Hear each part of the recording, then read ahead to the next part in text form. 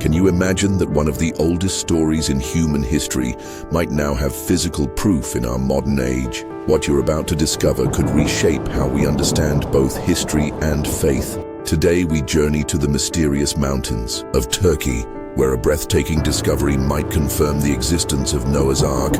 Is it just a legend or the long-awaited evidence that could bridge the gap between science and scripture? Don't miss this.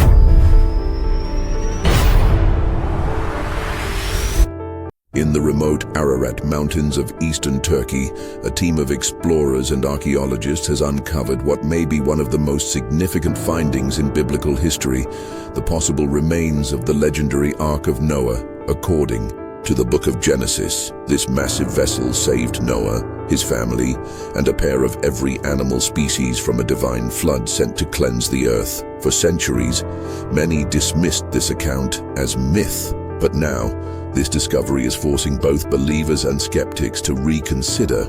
Before we continue, make sure to like this video, subscribe to our channel, and hit the notification bell so YouTube alerts you every time we upload a new revelation.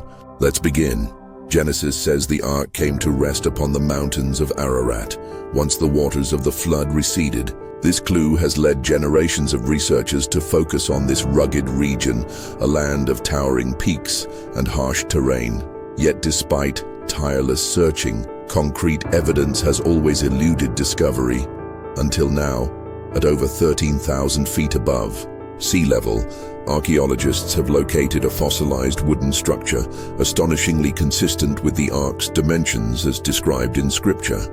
Using advanced carbon dating and three-dimensional scanning, scientists have confirmed that the material is thousands of years old, potentially dating back to the time of the Great Flood.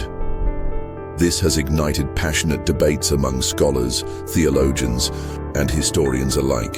While some remain skeptical, suggesting the structure may be a natural formation, others argue that the evidence is too precise to ignore. Either way, this finding has reignited global curiosity about a story that has shaped humanity's spiritual and cultural memory for millennia. But what exactly was the Ark of Noah like?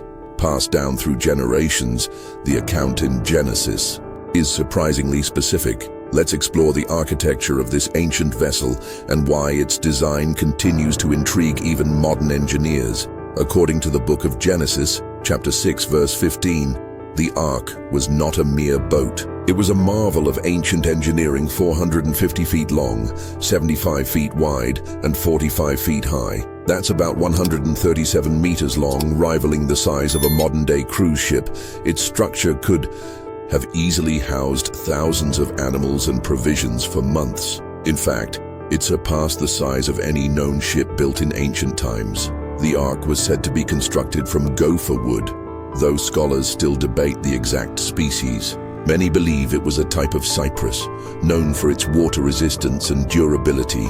It was coated inside and out with pitch, a natural resin making it waterproof and able to withstand the brutal conditions of a global flood. And yet, the ark had no rudder, no sails, no means of steering. It was designed solely to float, a vessel of survival left entirely in the hands of divine providence. Modern studies of its proportions reveal remarkable stability, capable of withstanding towering waves without capsizing. The interior, divided into 3 levels, provided structure and order perfect for organizing animals, food supplies, and family quarters. This efficient use of space, combined with the waterproofing of pitch, created a vessel uniquely suited to endure more than 40 days of relentless rain and the months of waiting for the waters to recede. So what if the ark isn't just a story?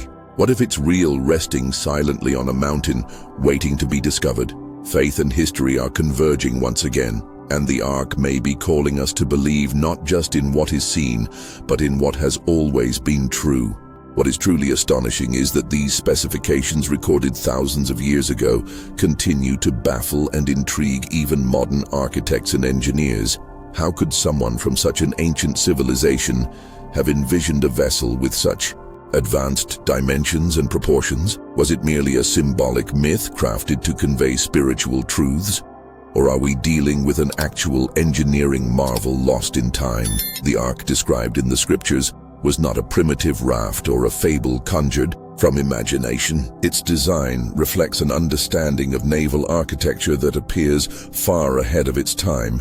Engineers today still study its proportions, noting that the length-to-width ratio provides exceptional stability in turbulent waters, something no ordinary shepherd or farmer of antiquity could have calculated by chance. Could it be that Noah received divine instructions so precise and detailed that it surpassed the capabilities of his own era? And if so, what does that say about the intersection of faith and design, revelation and science? These are not just theological questions, they are puzzles that continue to fascinate both skeptics and believers alike. High above the surrounding lands, veiled in snow and secrecy, Mount Ararat rises more than 17,000 feet above sea level. It is here, in this frozen and forbidding region of present-day Turkey, where tradition claims the Ark came to rest after the Great Flood. Wrapped in layers of legend and mystery, Ararat has been the object of fascination for countless adventurers,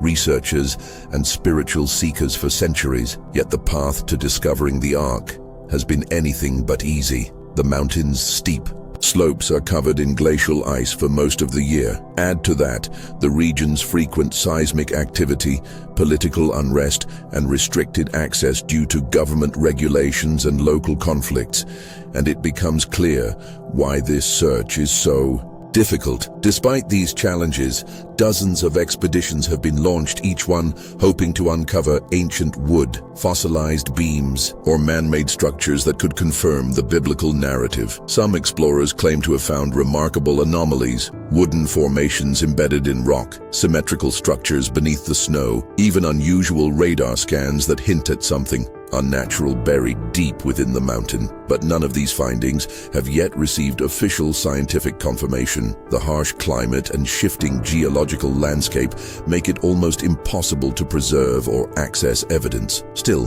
the quest endures, driven not only by faith, but by the enduring human desire to uncover truth. Could Mount Ararat be the final resting place of Noah's Ark, or are we chasing the echo of a story too ancient to prove? For now, the mystery remains suspended between the pages of Genesis and the peaks of a mountain that refuses to reveal its secrets.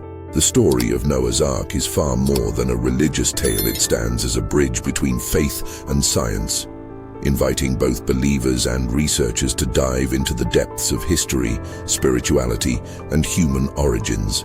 For many, the Ark represents hope in the midst of judgment, obedience in a world of chaos, and divine preservation against overwhelming odds. It is a symbol that has survived millennia, not just carved into ancient texts, but echoed in the hearts of generations. What makes the Ark so unique is its power to transcend religious boundaries and become a global cultural icon. In Christian and Jewish traditions, it stands as a testimony of faith and divine salvation. For others, it serves as a mythological narrative that hints at real historical events, possibly inspired by catastrophic floods that once devastated ancient Mesopotamia. Similar stories appear in cultures around the world, from the Epic of Gilgamesh in Sumeria to flood myths among the Maya, and even in Chinese traditions. This shared memory across civilizations points to a moment in history that might have left a lasting impact on human consciousness. In the Bible, this symbolic tension between literal history and spiritual meaning is not exclusive to Noah. Consider the parting of the Red Sea, an event often debated by scholars. Was it a miraculous act of divine power or a natural phenomenon interpreted through the lens of faith? Or take the destruction of Sodom and Gomorrah, a story of divine judgment that some geologists believe may be linked to real seismic or meteor events near the Dead Sea. These examples show how Scripture often carries layers of truth: historical, moral, and theological. From a scientific standpoint, the search for the Ark and the investigation of a global flood opens up fascinating possibilities. Sediment layers, fossil patterns, and ancient legends have all been examined to seek evidence of massive regional flooding. Yet no definitive proof has emerged to validate the biblical account in full. And still, for millions, that does not weaken the story's power. Because in the eyes of faith, the ark does not have to be unearthed to be real. Its message lives in the call to obedience, preparation, and trust in God during the storms of life. This dynamic tension between what can be measured and what must be believed is precisely what keeps the story of Noah's Ark alive. It encourages us not only to dig into the earth for answers, but also into the soul.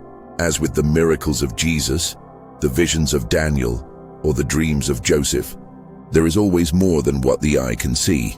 The ark remains then not just a vessel of wood and pitch, but a timeless metaphor that when the flood waters rise, those who walk with God will find shelter, purpose, and deliverance even when the rest of the world fails to understand. Noah's Ark is more than just a lost object buried in ancient history. It stands as an eternal reminder of God's faithfulness and humanity's potential for redemption. In the biblical narrative, the Ark is not merely a massive vessel. It is a symbol of hope, built in obedience, a sanctuary amid divine judgment, and a testimony that even in the darkest hour, salvation is possible for those who walk in step with God's voice. In the book of Genesis, chapter 6, verse 22, it is written that Noah did everything just as God commanded him. This simple but powerful verse captures the heart of true faith, one that doesn't stop at belief, but moves into action. Noah didn't question, delay, or negotiate with God's instructions. He built the ark in a world that mocked him, trusted in a promise yet unseen, and prepared for a storm no one else believed would come. In this, we find a reflection of our own journey, a call to trust and obey, even when the world around us doubts or dismisses. Beyond the archaeological quests and scientific debates, the deeper message of the Ark still resonates. It teaches us that divine instructions may not always make sense in the moment, but they are always aligned with a greater purpose. Just as Noah's obedience preserved a remnant of life, our daily acts of faith can preserve hope, restore brokenness, and build legacies that outlast the storms of our generation. The Ark also challenges us to examine our relationship with the world and with the Creator.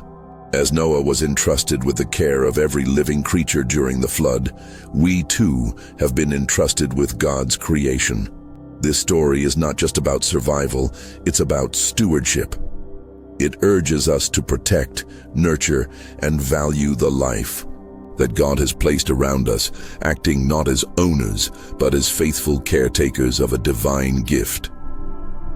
Ultimately, Noah's Ark reminds us that redemption often begins with a single obedient heart, a listening ear, and hands willing to work according to God's design. It is a story of beginnings born from endings, of promises rising from destruction, and of a covenant that still speaks today not just through ancient texts or archaeological ruins, but through every life that chooses to walk by faith and not by sight.